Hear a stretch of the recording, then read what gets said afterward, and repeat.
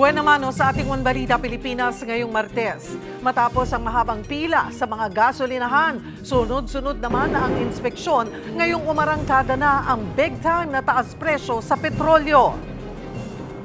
Sa probinsya, may diesel na pumapalo sa mahigit 80 pesos kada litro. Magsumbong na kayo sa magsumbong sa mga gusto nyo pagsumbungan. O, na magsumbong na tayo. Ang Manila ang nagsasabi, walang sige, pondo. Ang empleyado na ito sa Embahada ng Pilipinas sa Bahrain, ipinaricall na mismo ni Pangulong Bongbong Marcos. Ang taong walang puso sa pagsisilbi ay walang puwang sa administrasyon. Ilang buwan ng pamamaga ng gilagid ng isang ginang sa Antipolo, cancer na pala ang kanyang pamilya, nananawagan ng tulong. Yung mga bata po, maliliit pa. Kailangan pa po siya ng mga anak niya. At Bea Alonzo, ikakasal na nga ba?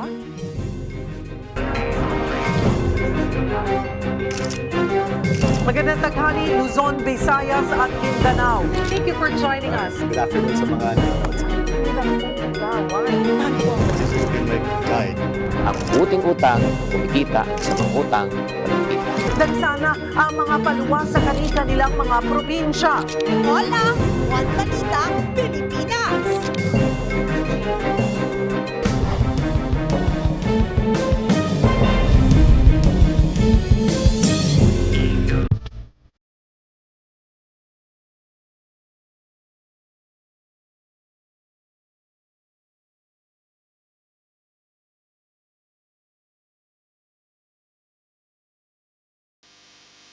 Magandang tanghali, Luzon, Visayas at Mindanao. Ise-certify as urgent na raw ni Pangulong Bongbong Marcos ang panukalang mabigyan siya ng emergency powers na suspendihin ang excise tax sa langis.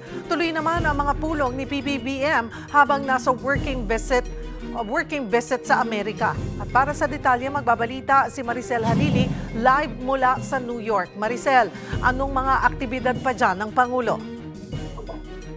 Cheryl, sa unang pagkakataon, humarap nga si Pangulong Bongbong Marcos sa 70th session ng Commission on the Status of Women ng United Nations kung saan pinigyang tiin niya yung kahalagahan ng pagkakaroon ng maayos na edukasyon ng bawat babae. Bukod dyan, humarap din siya sa isang bilateral meeting kasama ang isang leader ng United Nations. Sumentro sa kahalagahan ng edukasyon sa kababaihan ang mensahe ni Pangulong Bongbong Marcos sa unang pagharap sa General Assembly Hall sa United Nations. Ibinida niya na sa Pilipinas may mga polisiya para palakasin ang proteksyon at bigyan ng oportunidad ang edukasyon ng mga kababaihan. Education must remain at the center of all our efforts. When a girl is educated, the benefits extend far beyond the individual. They strengthen families, uplift communities, and expand the possibilities of entire nations. Sa bilateral meeting ng Pangulo kay UN Secretary General Antonio Guterres, ikinampanya ni PBBM na ibigay sa Pilipinas ang non-permanent seat sa UN Security Council. Ipinaabot din daw ni Guterres ang suporta ng UN sa Pilipinas bilang chair ng ASEAN ngayong taon. Habang nandito sa New York, napanood din daw ni PBBM ang viral na video ni Anthony Alermo, ang empleyado ng Migrant Workers Office sa Bahrain, na tumangging magbigay ng tulong sa mga OFW na naipit sa gulo sa Middle East. Sabi ni Palace Press Officer Claire Castro, nagalit dito ang Pangulo at agad inutusan si Migrant Workers Secretary Hans Kakdak na i-recall si Alermo sa Home Office habang nagsasagawa ng administrative investigation. Una na rin kinumpirma ni Senador Raffy Tulfo na ni-recall na ng DMW ang nasabing empleyado. Ang taong walang puso sa pagsisilbi ay walang puwang sa administrasyon ni Pangulong Ferdinand R. Marcos Jr. Kung hindi po nyo nais na magsilbi sa ating mga kababayan ng buong puso, kayo na po ang voluntaryong bumitaw sa inyong posisyon. Hindi naman daw nagulat ang Malacanang sa record low na 59.50 na palitan ng piso sa dolyar. Nakahanda naman daw ang Bangko Sentral na mag-intervene kung kailangan.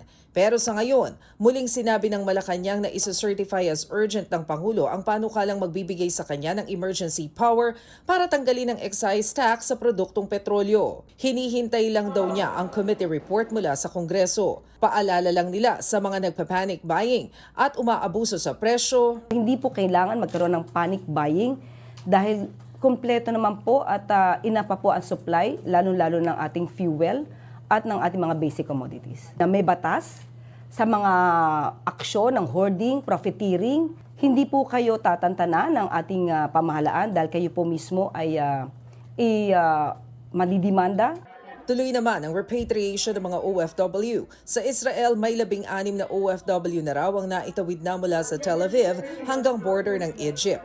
May 20 OFWs na rin daw sa Dubai kasama ang 9 nilang dependents na nadala na sa Oman para ma-repatriate pabalik ng Pilipinas. Kasabay nito, tiwala si US President Donald Trump na matatapos na ang gyera sa Middle East. Katuwang ang Israeli military na durog daw nila ang Iran. Nauubusan na raw ng missiles at drone ng Iran na ginagamit nila sa pag-atake. Pero meron ding babala sa kanila si Trump, paigtingin ang military action kapag patuloy nitong hinostage ang global oil supply. Matatanda ang isinara ng Iran ang Strait of Hormuz, isang importanteng ruta sa mga oil tankers sa rehiyon, kaya mas mahaba ang binabagtas nilang mga ruta na nagpapamahal sa shipping costs. Cheryl, matapos nga ang pagharap ng Pangulo sa United Nations, nagkaroon din siya ng pagpupulong sa ilang mga business leaders at inaasahan na hikayatin o nahikayat niya ang mga ito na mag-invest sa Pilipinas, lalo na sa larangan ng healthcare. Pero Cheryl, ngayon na malapit na nga rin yung anibersaryo na pagkaka-aresto kay dating Pangulong Rodrigo Duterte at dalhin sa International Criminal Court, natanong din natin si Undersecretary Claire Castro kung ano bang plano ni Pangulong Bongbong Marcos pagdating dun sa muling pagsama ng Pilipinas sa Rome Statute. Pero ang sabi dyan ni Yusek Castro, hindi pa rin daw nababago ang posisyon ni PBBM. Hindi natin kailangang sumalamang muli sa Rome Statute. Pero nang tanungin natin kung bakit hindi niya pa yan masagot. Cheryl? Maraming salamat, Maricel Halili. Ngayong nakakalula ang presyo ng petrolyo, sunod-sunod nang pinaghahandaan ng LTFRB ang pamamahagi ng fuel subsidy sa mga apektadong tsuper. Tiniyak din ng LTFRB na last resort ang pagtaas ng pamasahe. Para bigyan ng mukhang balita, Mobile Journal, Ivan Tarinque. Kamot ulo ngayon ang mga PUV drivers sa 3 araw na staggered oil price hike na sinimulang ipatupad ngayong araw. Day 1 na nga ngayon ang utay-utay na taas presyo sa petrolyo. 60 hanggang 66 pesos na ang presyo ng gasolina kada litro. Nasa 63 hanggang 75 pesos naman ang diesel, habang umaabot sa 108 pesos ang kerosene kada litro. Hanggang 13 pesos kasi ang nadagdag sa kada litro ng gasolina, halos 25 pesos sa litro ng diesel, at hanggang 38 pesos and 50 centavos per liter sa kerosene. Pero kung akala nyo todo na ito, aba, meron pa ulit sa Miyerkules na hanggang 4 na piso kada araw. Talaga mapapailing na lang ang mga jeepney driver tulad ni Mang Pio. Kung kami, wala kayong magagawa dyan, kundi talaga magtitiis. Kahit ayaw mong tumaas yan, wala kang magagawa dyan. Sabi naman ng Land Transportation Franchising and Regulatory Board o LTFRB, nakahanda na ang tulong para sa mga apektadong PUV driver. Halos 146,000 jeepney drivers ang target na makatanggap ng fuel subsidy sa pamamagitan ng fuel cards at land bank. Ang aming proposal ho, ranges from 10,500 to 12,500. No? That will last po siguro 12 to 14 days. Tapos mauubos na rin po yan. Pinag-aaralan din ng ahensya ang posibilidad ng service contracting. Pagtitiyak din ng LTFRB, magiging last resort ang taas pasahe. Karaniwan kasi, sa bawat 10 pisong pagtaas ang presyo ng langis, piso dapat ang itataas ng pamasahe. We will have to redo our numbers when we gave our recommendation for a provisional fare increase. Iba na ho yung numero ngayon. No? Pinakamalaking tanong ngayon para sa mga mamamayan, kung magpapatuloy pa ang gulo sa gitnang silangan, kakayanin pa ba natin ang magiging epekto nito? Mga kapatid, Mobile Journal, Ivan Tarinque po, hatid ang muka ng balita. Para talakayin ang iba pang epekto sa ekonomiya ng malakihang taas presyo sa produktong petrolyo ngayong araw. Magkakasama natin Professor Emmanuel Leyco, Chief Economist ng Credit Rating and Investor Services Philippines Incorporated. Magandang tanghali po sa inyo. Salamat po sa oras, Prof. Magandang tanghali, Cheryl, at magandang tanghali din po sa ating pong mga taga-subaybay sa inyong programa. Prof, komplikado yung economics pero sa simpleng paliwanag, ano po yung magiging epekto nitong oil price hike ngayon sa presyo ng mga bilihin? Sa madaling salita po, ang pagtaas ng presyo ng petrolyo ay magdudulot ng pagtaas ng presyo ng mga pangunahing bilihin natin lahat. Unang-una na po, dahil ang transportasyon ay nakaasa po sa petrolyo, tataas po ang presyo ng petrolyo, tataas din po ang ating gasto sa transportasyon. At lahat naman po, pagkain, damit, gamot ay kailangan pong dalhin sa merkado na kailangan po ay dalhin ng ating pong mga transportasyon sa mga pamilihan po. Professor Leyco, this week pa lang yung pinag-uusapan natin, nakakalula na yung taas sa presyo po ng petrolyo. Diesel pwedeng umabot hanggang 24.25 pesos. This week, gasoline hanggang 13 pesos. Kerosene, 38.50 pesos per liter.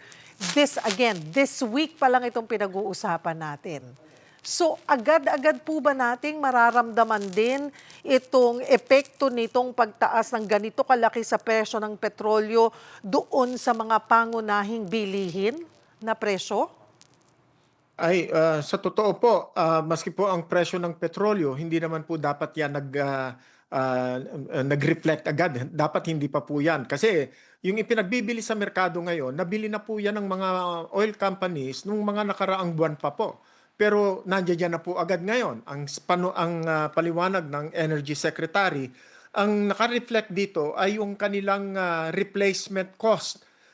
Pagdating po ng mga 2-3 buwan, tsaka lamang po ipagbibili yung mga nakuha nila sa mas mataas na presyo, baka mas mataas pa po yan.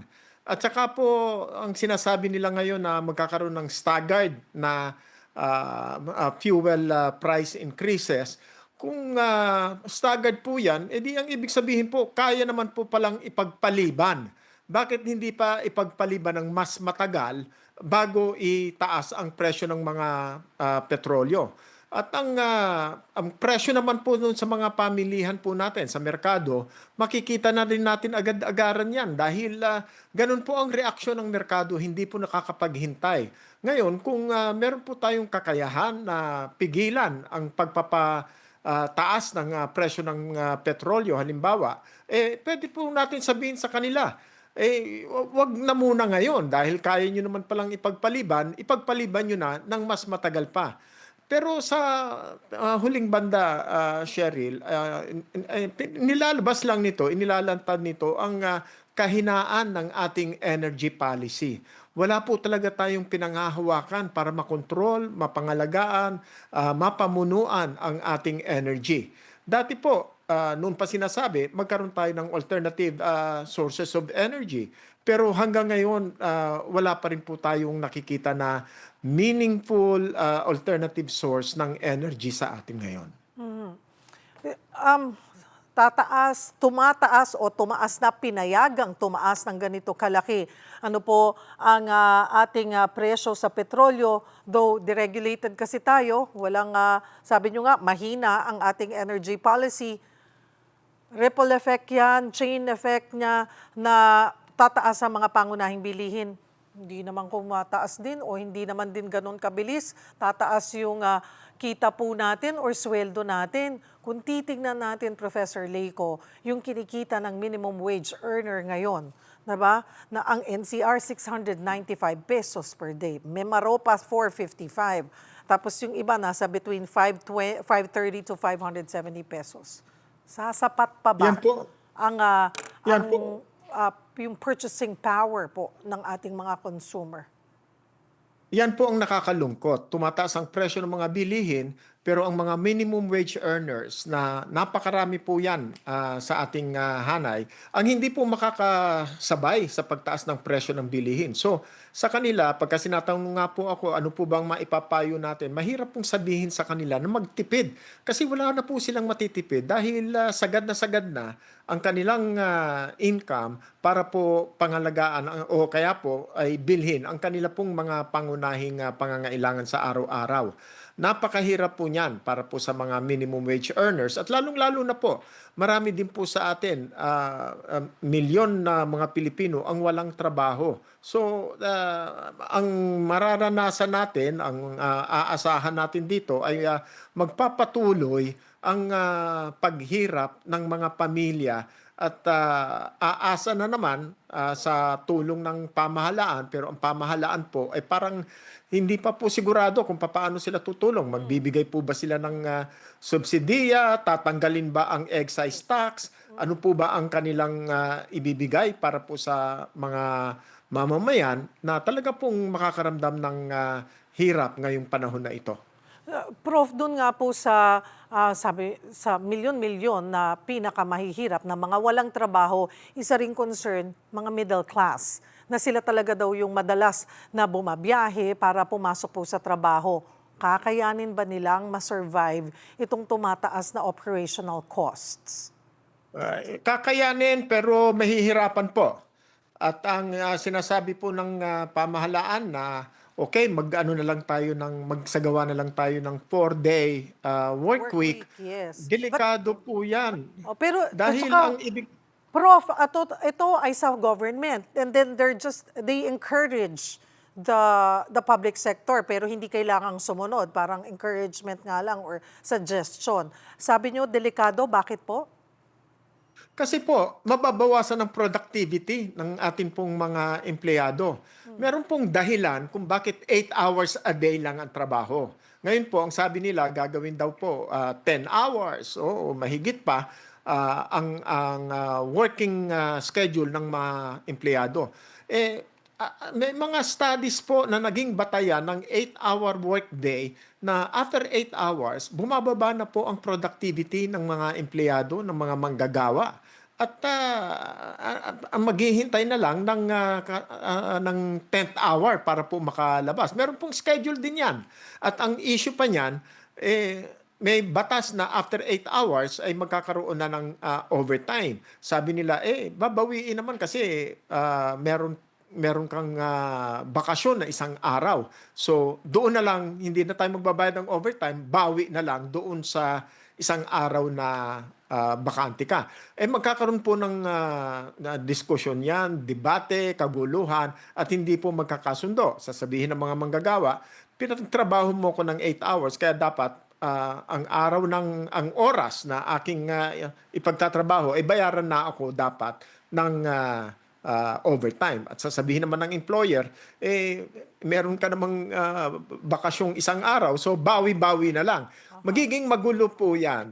At ang isa pong pinakamalaking konsiderasyon dito ay yung productivity. Kung babawasan mo ng isang araw sa isang linggo, para pong mga 20% agad yan. Pero kung magiging babawiin sa mga compact schedule, siguro mababa naman sa 20% ang mababawasan. Pero mababawasan pa rin po ang ating productivity. Kaya hindi po epektibong solusyon ang 4-day work week. Kahit na po, Prof, temporary lang habang ganito yung sitwasyon, maybe in the next 2-3 months or 6 months, kung kailan po tatagal yung ganitong pagtaas presyo sa mga petrolyo? Kahit na po, kasi kung ang ating pinagtatrabuhuhan ay nasa produksyon, ang produksyon natin sa mga pabrika ay mababawasan din po. At ito po ang nagiging trend ngayon. Karamihan sa mga LGUs na narinig ko na magpapatupad ng 4-day work week, Biyernes pa lang wala nang pasok. So 3 araw ang kanilang bakasyon. So Biyernes walang pasok, walang sasakay ng bus, walang sasakay ng jeep, ang mangyayari po niyan, talaga pong mababawasan din ang kita ng mga nasa transportasyon na mataas na ang presyo ng kanilang petrolyo, mababawasan pa ang kanilang mga pasahero pagdating ng araw ng Biyernes. So magkakahigpitan din po yan. Hindi po straightforward na solusyon yan. Ang nangyayari nga po, dapat nung araw pa nagkaroon na tayo ng alternative energy sources. Pero mukhang ito lumalabas, wala pala talaga. Kaya itong energy policy natin o ang energy management natin ay napakahina. Hindi po ito masasagot ng 4-day work week. Hindi po ito masasagot. Maski na po yung excise tax, babawasan po ang excise tax. O kaya ay tanggalin na ang excise tax. Ang sabi nila, mababawasan din daw ang koleksyon ng gobyerno. Yes. Di siguro po panahon na talaga na pabilisin yung pagbawi sa mga pondo na kinurakot noong ating pong mga ng mga kontraktor, ng mga politiko. At ibalik sa pondo ng bayan para po kung mabawasan man dahil sa pagbawas ng excise tax, makabawi naman tayo doon sa mga nakurakot na sa ating pondo. Prof, balikan ko lang ng kaunti. Okay, sabi nyo, hindi epektibo, di nyo nakikitang effective yung 4-day work week. Will it make a difference kung na lang, okay, 5 days pa rin yung dapat ng mga ahensya, tapos may mga work from home? Pwede naman po. Pwedeng combination Is na that better? work from home. Pero hindi po lahat pwedeng mag-work from home kasi parang inilipat lang natin ang gastos sa mga empleyado kasi sila ang magbabayad ng internet, sila ang magbabayad ng kuryente. So, kumbaga, ang savings na makukuha dahil po dun sa work from home ay maipapasa lang doon sa mga empleyado. So, in the end, hindi pa rin po ganun ka-epektibo yan. Ang mas epektibo po siguro, yung kanila pong pinag-iisipan na pagbawas sa excise tax, pagtanggal sa value-added tax, pagka nasa ang ginagastusan po natin ay ang petrolyo. Dahil pagtaas ng petrolyo, ng presyo ng petrolyo, yung inflation po ay tataas na rin. At remember, tandaan po natin, we are a consumer-driven economy. Dapat po ay pangalagaan natin ang purchasing power ng ating pong mga mamimili. Pagka po nabawasan ang purchasing power ng mga mamimili ng ating households, talaga pong sasadsad ang ating ekonomiya. Kaya dapat po mas directed yung ating pagtulong at makita na ang pagpapatatag ng ating ekonomiya ay mas mahalaga po kaysa po dun sa, kung minsan po, parang theatrics yung sinasabi na, okay, 4-day weekend. Marami pong matutuwa. Pero ang hindi po natin na i-consider dito, yung productivity losses natin. At pagka sinabi natin na bawasan ang paggalaw ng ating mga empleyado, marami din pong matutuwa dyan. Pero ang mangyayari po niyan, kung hindi naman po talaga makakatulong doon sa Inakala ng binatang si Matt dapat po na pakinggan po natin ang ating po kanyang mga sakit. households, ang kailangan nating pangalagaan pinangagarang sa pag mga na mabubuting loob o tulong Pero sa kanya. Prof, hindi pa nangyayari to. Medyo mahina na or weak na yung purchasing power dahil nga po sa ang tagal na rin napakababa ng minimum wage natin, di ba? Tapos nangyari pa ito. Though, sabi nyo nga, hindi epektibo yung 4-day work week, mas nakikita nyong makakatulong yung pagtanggal muna ng excise tax at yung pati VAT, combined.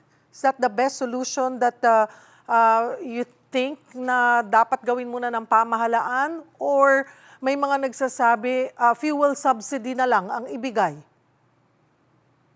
Pwede rin po ang fuel subsidy sa umpisa, pero pang ano lang po yan pang maliitan. Hindi lang naman po, ang ibibigay na fuel subsidy ay doon po sa mga maliliit na mga operator, sa mga tsuper o kaya po yung mga operator ng ating pong mga transportasyon, hindi po rin po magiging malawakan yan. Ang kailangan po nating pagkilos ngayon ay malawakan. At ang kailangan po natin ay maging directed. Papaano natin mapapanatili o kaya po ay matutulungan ang ating ekonomiya sa pamamagitan po ng pagtulong sa ating pong mga consumers. Pagka po wala ng panggastos ang ating mga mamimili, babagal na po talaga ang ating ekonomiya. Remember, last year, no, yung third quarter, inaasahan po natin na lalakas ang household spending dahil po sa holiday spending. Pero hindi po nangyari yan. Bagamat tumaas, nadagdagan ang padala ng ating mga kapatid na OFWs noong pong fourth quarter, hindi po lumakas ang ating household spending. Sumabay ang household spending sa pagbagal din ng public spending. Kaya po last year, overall, naging 4.4% lang ang growth rate natin na malayo doon sa 5.5% up to 6% na tinatarget ng ating pamahalaan. Ngayon po, marami na naman ang mawawalan ng trabaho, ng hanap buhay dahil hihina ang negosyo sa panahong ito ngayon. Lalo na ngayon, kung tumataas ang presyo ng ating pong petrolyo, maaari pong tataas at sigurado na rin po yata natataas din ang presyo ng elektrisidad, mahihirapan po lalong-lalo na ang mga maliliit na mga negosyante sa pagpapatuloy po ng kanilang hanap buhay. Marami po siguro ang magbabawas, marami din po ang magsasara, kung kaya po sila po ang dapat nating tulungan sa pagkakataong ito. So, kasi, okay, kung dito sa fuel subsidy, limited na sektor lang ang makikinabang. Ang sinasabi, dapat bigyan din ng ayuda yung mga middle class. Kung sakali man, may paghuhugutan ba tayo ang pamahalaan para rito? At ano po kaya yung maganda or effective na ayuda? May mga sasabi, dapat libre na lang yung sakay. Kasama yan, malaking maititipid ng mga pumapasok para tuloy-tuloy pa rin yung kita, tuloy-tuloy pa rin ang pagpasok, nakakalibre sa pamasahe. Malaking bagay din yun, Prof. Pero ano pa yung pwede? Malaking bagay po yung libreng sakay. Malaking bagay din po yung mga ayuda o subsidiya, pero limitado rin po ang tatamaan noon. Pero ang mas mahalaga po, pagka tinanggal ang excise tax, lahat po yan, lahat ng bumibili ng petrolyo ay makikinabang sa pamamagitan po ng mas mababang presyo. Pero kung hindi po yan tatanggalin at hindi rin i-consider na tanggalin ang value-added tax sa petrolyo, talaga pong maraming mga mamamayan ang mahihirapan dito. Ngayon, saan naman kukunin ng pamahalaan ang mawawalang koleksyon sa mga buwis? Ito na nga po, marami pong mga gastusin ng pamahalaan na maaari pong hindi essential, hindi po kailangan, maaari pong ipagpaliban. Yun po ang dapat nating i-consider. At lalong-lalo na po yung pagbawi doon sa mga pondo na nakurakot na ng mga nakaraang kontraktor at ng mga politiko. Ibalik. Yun po ang napakahalagang nating gawin ngayon. Pagpunuan ang pondo ng pamahalaan na sa pamamagitan ng mas masinop na paggastos at pagbawi doon sa mga ninakaw na pondo ng ating bayan. Napahinto ako doon dahil I don't know how we're gonna do that. When will we get it back? Na-frustrate na rin po ang maraming kababayan natin because we're not just talking about hundreds of millions or several billions, almost 1 trillion yata or mahigit trillion na, yung dapat nating mabawi na napakalaki nitong bagay sa mga ganitong panahon kung hindi lang napayagan o hindi nakalusot na manakaw ang pondong ito, Prof. Tama po kayo, Ma'am Cheryl. Ako po ay natitigilan din. Lalo akong natitigilan pagka sinasabi sa akin, ano ba ang pwede nating ipayo sa ating mga kapwa mamamayan. Ang laging sinasabi ay magtipid. Paano naman po magtitipid yung mga mamamayan na talaga pong sagad na, wala na pong matitipid. Sabi, higpitan ng sinturon. Wala na po ang sinturon. Wala nang butas. Kaya po, wala nang butas. Kaya po, ngayon po, mas practical po. No? unang-una, maging masinop sa paggastos ng ating pondo, ng ating pamahalaan. At ngayon po ay pabilisin ang pagbawi ng mga kinurakot. Ano ang kailangan natin dyan? Kailangan po natin ng mas matatag at mas malakas na political will ng ating pamahalaan, ng ating pong liderato. Masyado na pong marami tayong naririnig ng mga hearing, press conference, pero wala pa po tayo talagang nakikita ng mga konkretong hakbang para po makabawi tayo doon sa mga, alam na natin, wala na pong tumututol na nagsasabi na walang nakawang nangyari nung mga nakaraang taon. Halos lahat ng makausap natin, siguro po may interview ninyo, na walang tumututol doon sa konklusyon na ninakawan tayo ng bilyon-bilyon ng mga nakaraang taon at trilyones na rin yata. At ngayon, darating na naman ang araw ng ng tag-ulan at pagbaha. Makikita na naman natin po kung papaano seryoso ang nakawan na nangyari sa ating pamahalaan. Yes, meron ng ilang nakakulong, but most of them continue to enjoy life, Prof. Ay, pero ito, puntahan ko. Tama po kayo. Tama po kayo. Meron nga po dyan, alumni na rin.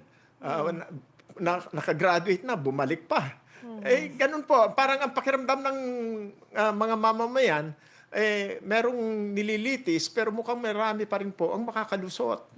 Kailangan po talaga ay malaking o mas matatag na political will ng ating pamahalaan, ng ating pong pamunuan para po usigin yung mga nagnakaw sa ating pondo. At saka, bago po tayo masyadong malayo doon sa ating energy, ang atin pong nakikita ngayon, hindi po effective at halos wala pala talaga tayong energy policy. Nagkaroon po tayo ng bagong prangkisa para po sa solar energy.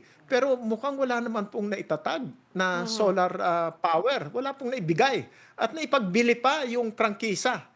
Mukhang hindi po yata tama yon. Sa aking palagay, kailangan po talagang baguhin natin, pag-isipan nating mabuti, ano ba ang ating energy policy? Ano ba yung mga alternative sources na dapat nating pagtuunan ng pansin sa mga panahong ito ngayon?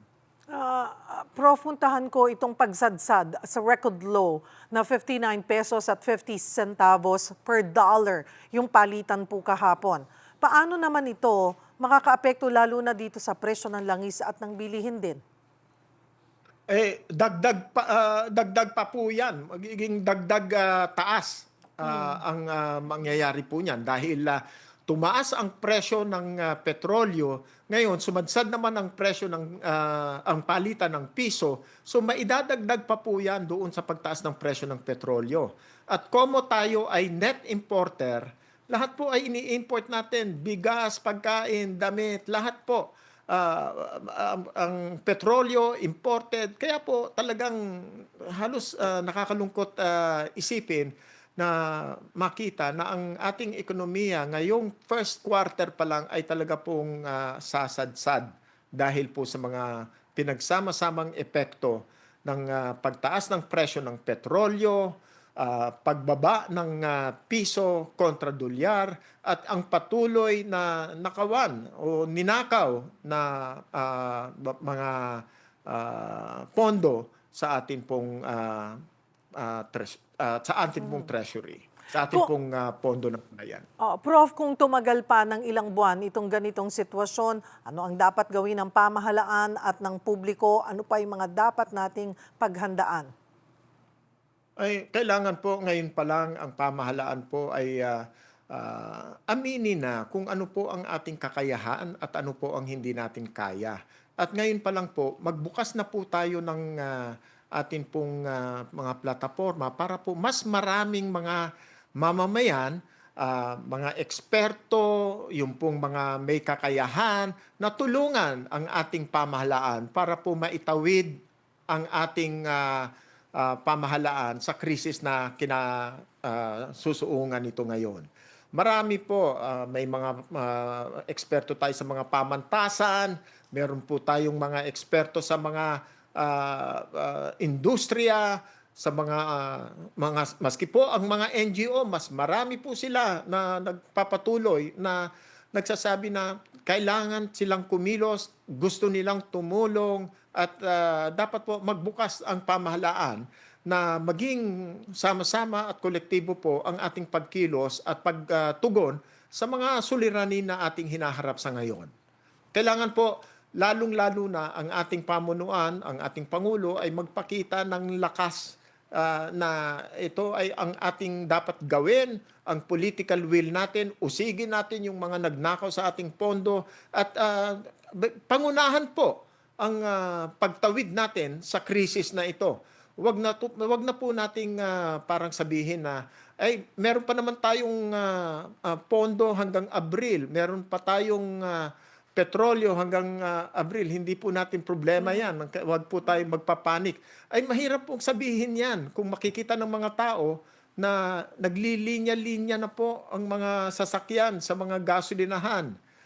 Nag-iimbak na po ang ating pong mga mamamayan sa sarili nila para po makasiguro na makakatawid sila sa mga susunod na araw. Kailangan po magpakita ng pamunuan na aasahan at makikita na konkreto ang mga ginagawa, ang mga programa.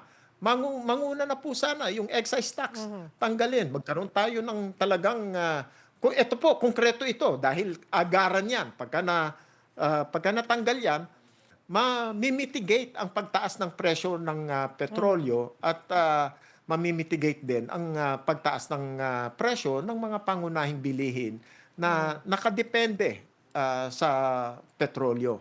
Kailangan po agaran, hindi po tayo pwedeng maghintay.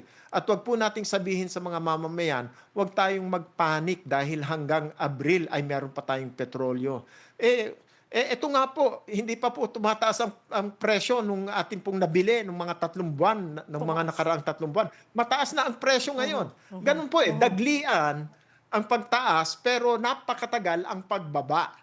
So, ganun po dapat ang ating aksyon. Dagli ang aksyon, pangunahan natin ang pagtugon sa mga pangangailangan ng mga mamamayan sa lalong madaling panahon. Marami pong salamat, Professor Emmanuel Leyco, Chief Economist ng Credit Rating and Investor Services Philippines Incorporated. Susunod, kasunod ng taas presyo sa gasolina, singil sa kuryente, magtataas na rin. Yan at iba pa sa pagbabalik ng One Balita, Pilipinas.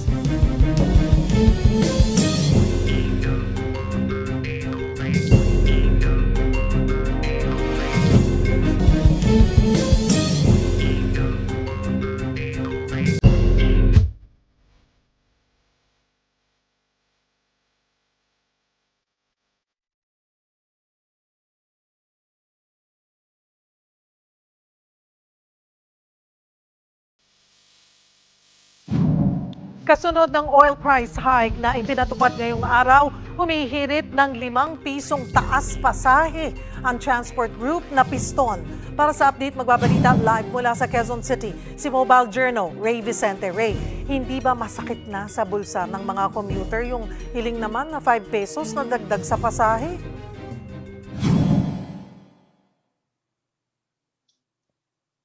Dahil sa March 16 nga ay maghahain ng petisyon ang grupong Piston para sa 5 pisong dagdag na pamasahe. Noong una, 2 pesos lang sana ang hinihirit ng grupo. Ang gusto nilang mangyari, kung kukumpitin natin, gawing 18 pesos ang minimum fare sa jeep mula sa ngayon 13 pesos. Ayon kay Piston President Camody Floranda, nasa 1,815 halos ang nawawalang kita ng mga jeepney driver kung nasa 30 liters per day ang kinukuha nilang petrolyo. Pero hirit ng presidente ng Lawyers for Commuter Safety and Protection na si Attorney Ariel Inton, baka naman hindi na kailanganing itaas ang pamasahe kung maibibigay ang fuel subsidy sa mga drivers at operators. Pero ipinaalala rin ni Floranda na nasa 5,000 piso lamang yan per operator para sa traditional jeep at 12,000 sa mga modern jeepneys na isang beses lang ipinamamahagi. Kaya naman bukod sa fuel subsidy, isinusulong din ng Piston ang suspension na excise tax at VAT sa petrolyo. Cheryl, sa ngayon ay wala pang sagot ang Land Transportation Franchising and Regulatory Board na sa hinihirit nga ng grupong piston na dagdag 5 piso na pamasahe. Pero kanina ay imbitado naman sila sa naganap nga na press con itong si LTFRB Chairman Vigor Mendoza, pero hindi nga nakadalo. Cheryl? Maraming salamat, Mobile Journal Ray Vicente. Ramdam na maging sa Cebu ang big-time oil price hike. Kaya nag-i-inspeksyon at naghahanap ng paraan ang mga otoridad kung paano matutulungan ang mga apektado. Para sa detalye, magbabalita si One News Cebu correspondent Dale Israel live mula sa Cebu City. Dale. Maingot to Cheryl, nandito tayo ngayon sa LTFRB Regional Office sa Cebu City dahil ang grupo ng Federation of Transport Groups sa Cebu humihingi na kasi ng tulong mula sa gobyerno dahil sa pagtaas ng presyo ng langis. Wala pang amount kung magkano ang ibibigay na fuel subsidy pero ang sure lang meron talagang ibibigay na ayuda. Ang transport groups naman ay may assurance na walang tigil sa pasada na magaganap. Ang gagawin lang nila ay may selective stoppage ng mga PUJs na hindi na kaya magpasada. Sa ating pag-ikot dito sa Cebu City, sa mga gas stations, nasa 63 pesos ang kada litro ng gasolina, habang ang diesel naman ay nasa 71 pesos. Ngunit mayroon ding nagbebenta ng 72 pesos. Kaya may transport groups na pumunta dito sa LTFRB para humingi ng ayuda. Sobrang mahal kasi ng petrolyo ngayon, nag-aalala na rin na hindi makapasada yung ilan. Gusto naman ni Cebu City Mayor Nestor Archival na ibalik din ang Price Monitoring Council at isama rito ang Department of Energy, Department of Trade and Industry at mga pulis. Yan ay para masilip ang reklamong mas mataas ang presyo ng gasolina sa lungsod kumpara sa Maynila at iba pang lugar sa bansa. Matatandaan itinatag ang Local Price Monitoring Council noong 1992, ngunit unti-unting nawala sa ilalim ng nagdaang mga administrasyon. Cheryl, sa ngayon, nag-inspeksyon din ang DOE Central Visayas sa mga gas stations sa Mandawi City. Iikutin din nila ang mga gas stations dito sa Cebu City dahil sa mga reklamo ng labis na pagtaas ng presyo ng gasolinahan. Cheryl. Maraming salamat, Dale Israel ng One News Cebu. Hindi nakaligtas sa mga Dabawenyo sa mahal na presyo ng petrolyo. Ang ibang gasolinahan nagsara dahil wala na raw supply. Para sa update, magbabalita si Bril Montalvo mula sa Davao City. Bril?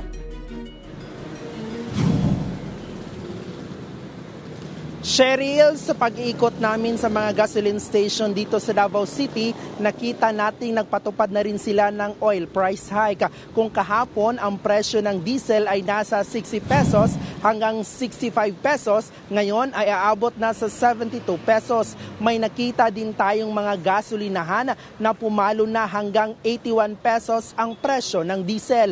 Ang gasolina naman na nasa 59 to 62 pesos kahapon, ngayon ay nasa 67 pesos na. May mga gasolinahan din dito sa lungsod na nagsara na simula pa kahapon dahil wala umanong delivery galing sa kanilang mga suppliers. Ang ilan naman ay nananatiling bukas, nagpapa-discount ng hanggang 3 pesos kada litro ng gasolina at diesel para sa mga jeepney drivers lamang. Cheryl, tuloy-tuloy naman na nag-inspeksyon ang Department of Energy Mindanao Field Office sa mga gasolinahan dito sa Davao City. Siniguro nila na tama at sakto ang pagpapatupad ng fuel price adjustment sa mga produktong petrolyo. Cheryl. Daghang salamat, Bril Montalvo ng News 5 Mindanao. Hindi lang langis ang nagmahal, tataas din ang singil sa kuryente ng Meralco ngayong buwan. Para sa detalye, live na magbabalita si Gerard de la Peña. Gerard. Cheryl, 64 centavos ang madadagdag sa bill ng mga customers ng Meralco ngayong Marso. Parang maliit lang pero ang ibig sabihin niyan, kung ikaw ay isang residential customer na kumukonsumo ng 200 kilowatt hours kada buwan, madadagdagan ng 129 pesos ang iyong bill ngayong Marso. Dahil daw ito sa mas mataas na singil ng National Grid Corporation of the Philippines o NGCP sa kanilang transmission charge. Tumaas din ng bahagya ang generation charge dahil sa mas mataas na singil mula sa power suppliers. Nakadagdag din ang buwis at ang Uniform National Lifeline Subsidy Rate na inuutos ng Energy Regulatory Commission. Hindi naman nagbago ang mismong distribution charge ng Meralco simula pa noong August 2022. Pero ang bad news dito, Cheryl, hindi pa kasama rito ang epekto ng kaguluhan sa Middle East. Bibihira naman daw ang mga power plant na gumagamit ng diesel. Kaya lang kapag tumataas ang presyo ng langis, tumataas din ang presyo ng coal at liquefied natural gas na ginagamit na panggatong sa mga power plant sa Ilihan Power power plant at sa mga planta ng first gen dito sa Luzon. No-order na rin daw ang mga coal at LNG na gagamitin sa buwan na ito. Kaya magkakaalaman daw sa susunod na buwan kung ano magiging epekto ng mas mataas na presyo ng langis. Pwede rin daw lalong makadagdag sa pagtaas ng singil sa kuryente ang paghina ng piso kontra dolyar dahil may mga binabayaran din na dolyar ang Meralco sa ibang power suppliers ito. Lalo pang makakapagpataas ng bill sa susunod na buwan ang inaasahang pagtaas ng demand dahil naman sa init ng panahon. Cheryl, titingnan pa raw ng Meralco kung ano talaga yung magiging epekto nitong pagtaas ng presyo ng langis na dulot nga ng gulo dyan sa Middle East. At poproteksyonahan naman daw ng Meralco yung mga consumers nito laban dun nga sa pagkagulat o yung bill shock na tinatawag, dahil nga sa biglaang pagtaas ng presyo ng mga bilihin. Pero alam mo, nananawagan pa rin ang Meralco sa mga customers ito na maging masinop sa paggamit ng kuryente. Cheryl. Maraming salamat, Gerard de la Peña. Patuloy ang ginagawang pagtalakay ng Kamara sa isinusulong na suspensyon sa excise tax sa petrolyo. Para sa update magbabalita, si Mobile Journal Amy Atienza. Amy? Cheryl, tuloy-tuloy nga ang talakayan ng House Committee on Ways and Means kaugnay sa excise tax on fuels. Yan ay para mabigyan ang Pangulo ng emergency powers para suspendihin na nga ito. Inaasahan daw na ngayong linggo ay maaaprubahan na nila yan. Pero agad ding sinabi ni Independent Philippine Petroleum Companies Association President Tanya Samiliano na kung sakali ay hindi ito agad mararamdaman. Una na kasing binabayaran ng oil companies ang excise taxes bago pa man ito lumabas sa merkado. Paliwanag pa ni Quezon City Representative Bong Suntay, tinitingnan pa rin daw ng ilang kumpanya ang takbo ng presyo ng langis sa world market. Paraan daw ito para hindi malugi ang oil companies sa bansa. Cheryl, nais din isulong ng komite ang suspensyon ng excise taxes para sa pagbaba ng presyo ng petrolyo na makaaapekto sa iba't ibang sektor tulad ng transportasyon, pagkain at accommodation services. Cheryl? Maraming salamat, Mobile Journal Amy Atienza. Sa Senado, modernisasyon sa national budget process ang tinatalakay ngayon. At para sa update, magbabalita si Mobile Journal, Marymon Reyes. Marymon.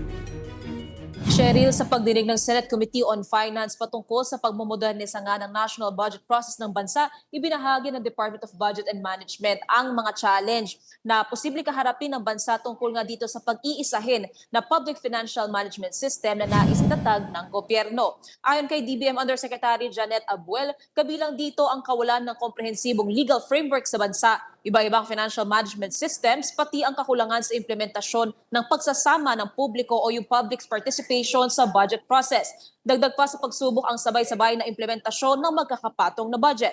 Kaya malaking bagay daw na mayroong mga nakahain na panukala para pag-isahin ang proseso ng bansa.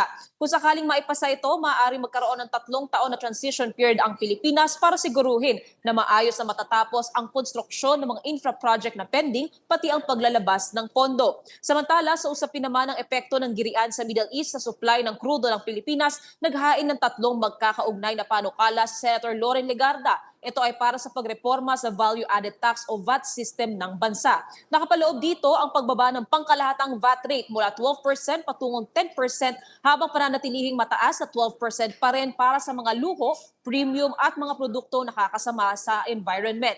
Kabilang din sa mataas pa rin ang VAT ay ang high-value motor vehicles, premium residential estates, designer goods, pribadong aircrafts at watercrafts, pati ang mga sin product. Nakatakda rin ang isa pang panukalang batas ni Legarda na layong bigyan ng VAT exemption ang pangunahing bilihin at serbisyo at ang ikatlong panukala naman niya ay para sa pagsasaayos ng pagbabayad ng kuryente para sa patas at responsableng pamamahala sa pondo. Cheryl, maging si Senator Chis Escudero ay naghain din ng kanyang panukalang batas para naman bigyan ang Pangulo ng otoridad para suspendihin o babaan ang mga buwis sa mga produktong petrolyo sa panahon na mayroong disruption sa global oil supply. Cheryl. Maraming salamat, Mobile Journal, Marymon Reyes. Kapatid, napansin mo ba yung dating 1,000 mo sa grocery, parang 2 plastic na lang ngayon? Yung dating full tank mo parang kalahati na lang. Bakit habang tumatagal, tumataas ang presyo ng bilihin? Kung gusto mo malaman, panoorin mo tong video na ito. Hydration Kitan, your pambansang world coach. Naku, marami po nag-aalala ngayon sa pagtaas ng presyo ng mga bilihin, di ba? Lalo na nagkakaroon po ng sigalot sa ibang bansa. Tataasan ba ng presyo ng gasolina? Naku, kaya mga kapatid, huwag kayong mag-panic because it's organic. Ang tawag po dyan mga kapatid kung tumataas po ang presyo ay inflation. Ibig sabihin tumataas ang presyo ng goods and services kumpara sa ating pera. Opo, una, kailangan po natin maintindihan, syempre, yung tinatawag nating cost of production. Kasi pag tumaas po yung tinatawag ng crudo, tataas ang transportasyon. Pag tumataas ang transportasyon, tataas ang delivery. Pag tumaas ang delivery, syempre, pati bilihin kasama na po. Ikalawa, kailangan natin maunawaan ang tinatawag nating supply at demand. Kung ang supply ay kakaunti, pero ang demand mataas, ang presyo ay tataas. Pero kung ang supply napakarami, pero ang demand ay kaunti, syempre, babagsak ang presyo. Pangatlo, kailangan po natin na consider po yung tinatawag global factors beyond our country. Yung gera, pandemya, problema sa supply. Ngayon, meron pa tayong problema na sigalot sa ibang bansa. Kaya, ang tanong, normal ba talaga inflation? The answer is yes. Normal inflation, more or less, pumapatak yan sa mga 3% to 5% ang inflation kada taon sa mga regular na bansa. Pero may mga ibang bansa, pag hindi na-manage ang tamang inflation, pwedeng dumobol ito. Kaya ang tanong, pwede ba pumaksak pa ba yung presyo sa dati? Well, kung kayo ay naghihintay na babalik din yan sa dati, baka pumuti na lahat ang buhok mo, wala pa rin nangyari. Kaya ano dapat natin gawin? Hindi natin kontrolado ang ating inflation factor, pero kontrolado po natin ang ating paggastos. Kaya nga huwag tayong gagastos na higit ng ating kakayanan. Pangalawa, kontrol natin na mag-budget. Yung ating sweldo, i-manage po natin mabuti. Number 3, control natin mag-ipon para pagdating po ng emergency, meron tayong dudukutin. At number 4, control mo ang pagtaas ng iyong income. Aside from yung trabaho, maghanap ka ng dagdag kita para malabanan mo ang inflation. Kaya ikaw, ano sa palagi mo pinakamagandang diskarte mo? Magbawas ng gastos, matutong mag-budget, matutong mag-ipon, o matutong magdagdag ng kita? Sana naman naliwanagan po kayo. Tatandaan, tamang karunungan, tamang disiplina ang susi sa pagyaman.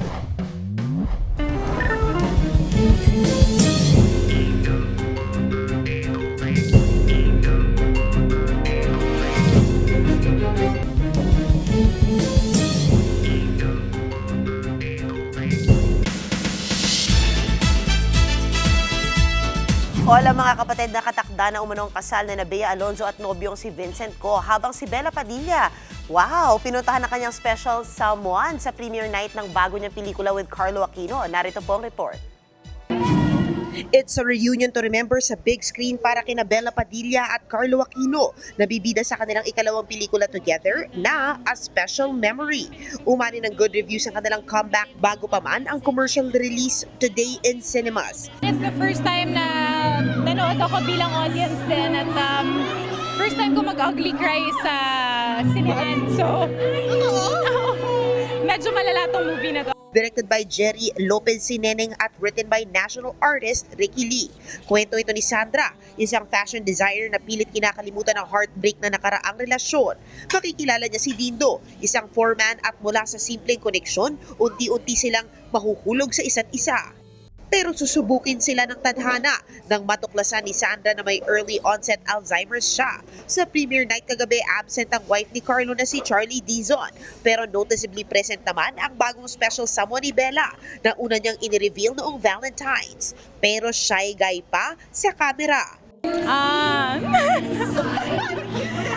Siya yung may video! Masyado pa maaga. Marami akong friends sa loob. Alas 7:30 na eh. Magkakampi tayo dito. Ay, oo nga, sorry. Samantala, full support naman sina Bella at Carlo sa kapwa Viva artist nila na si Ann Curtis na hindi tinanggap ang non-apology ni Congressman Bong Suntay matapos ang lewd comments patungkol sa aktres. You know, Anne is Anne and I love her statement. Parang I feel like we don't need to add to it because Anne's statement was complete. I feel like she expressed exactly what needed to be said for not just her but for every woman that's felt the same way. I'm very proud na nandito ako kasama sa circle nila. Nakatakda na umanong kasal na Bea Alonzo at business sayo na si Vincent Co sa report ng entertainment portal na pep.ph. Inanunsyo ang marriage bans ng dalawa sa misa sa St. Peter the Apostle Parish Church sa Maynila noong linggo. Wala pa namang kumpirmasyon ng dalawa. Safe, stable at nagpapahinga na ang singer na si Gigi Delana matapos ang isang insidente sa Samal Island sa Davao del Norte. Ayon sa kanyang management, hinimatay ang singer matapos ang performance noong weekend. Prioridad daw nila ngayon ang makarecover si Gigi at nagpapasalamat sa lahat ng mga nag-alala. Mga kapatid, yan muna ang latest sa showbiz. Balik sa'yo, Cheryl. Thank you, MJ. At yan po ang mga bumabanderang balita at public service sa inyong tunay na kasalo sa tanghali. Hanggang bukas, dito sa Balita magpapabusog sa inyong kaalaman. Ako po si Cheryl Cosim. Kami ang inyong kapatid sa public service. 1PH, teleserbisyo para sa Pilipino.